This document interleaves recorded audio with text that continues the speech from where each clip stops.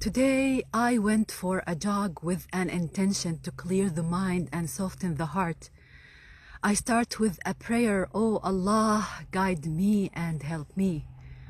On my jog, I saw many heart-shaped things like always, but this time the letter V appeared so often too. A thought immediately hits me. It's love that brings victory in a world hate is obviously out and loud. I even noticed that the heart itself have two V's. It's double the victory. One for the holder and the second one for the surrounding. Peace and love. Free Palestine. Free the world.